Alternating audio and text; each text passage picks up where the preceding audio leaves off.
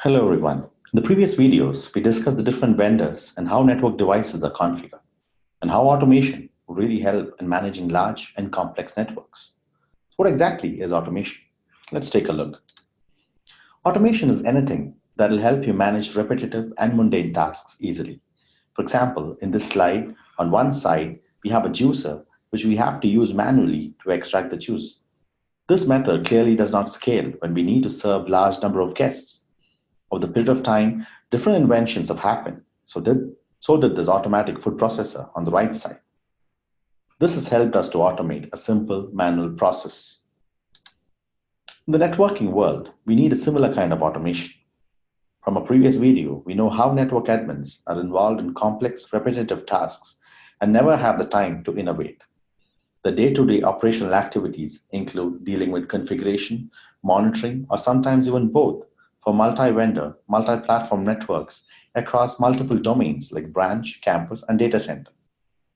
They have to create VLANs on switches, access control lists on firewalls, configure routes on the routers, VIPs on load balancers, and even manage SDN and SD-WAN networks. Admin uses some kind of monitoring tools to fetch information from the networks and goes through the manual exercise of troubleshooting the issues. This is definitely a cumbersome process. The difficulty arises primarily due to each vendor speaking a different language for provisioning and monitoring, as we discussed earlier.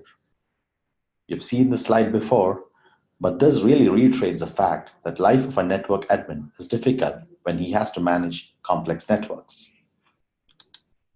Network automation.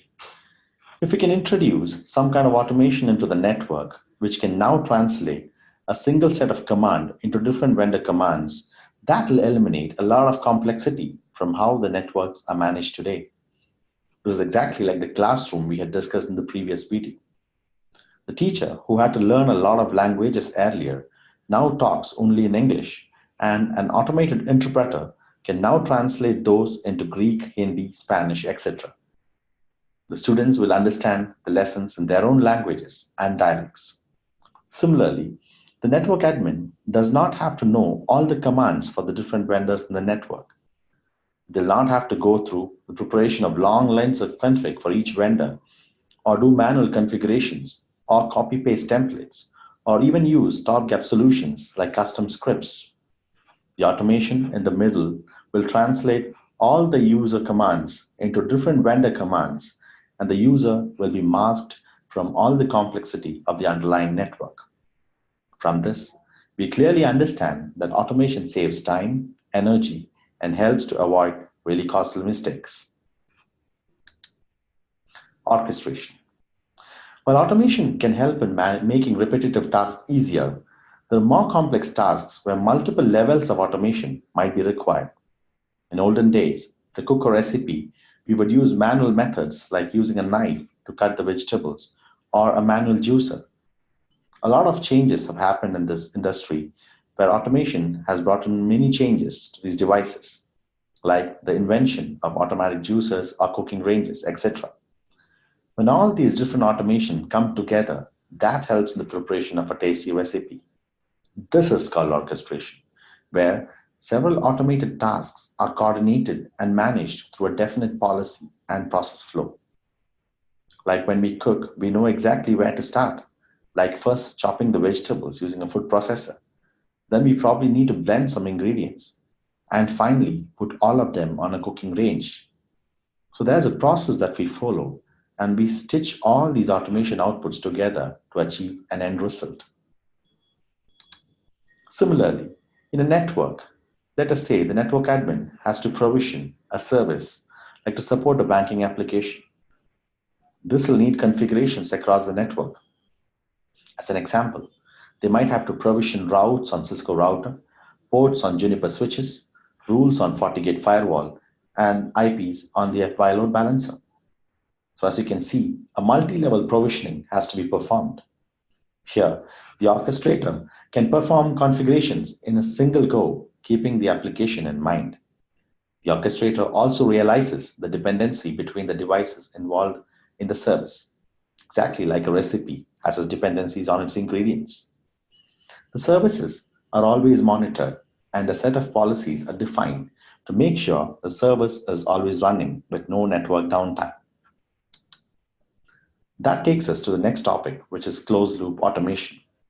This technology term is very closely related to orchestration. When we cook a recipe, it is very common that we'll taste it to make sure all the ingredients are present in the right proportion. And if we see there is something lacking, we take corrective actions like adding salt or chili. Similarly, when the device is configured, the job of an orchestrator is not over. It has to continuously monitor the network to see if anything has gone wrong. If it senses any deviation from the expected behavior, it has to take corrective actions.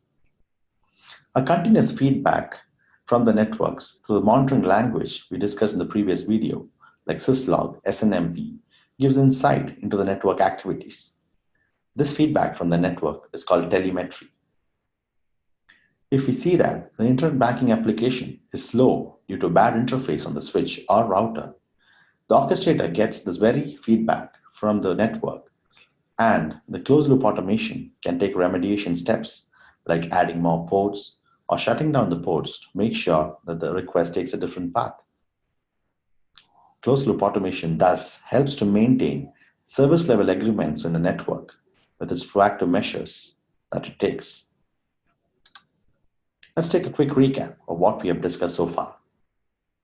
We discussed how automation can help reduce complexity in the way networks are managed today. We also saw how multiple levels of automation can be combined together through coordination with the power of orchestration. And finally, how the powerful closed-loop automation helps to maintain service-level agreements and helps to create self-healing and smart networks. Thanks for watching.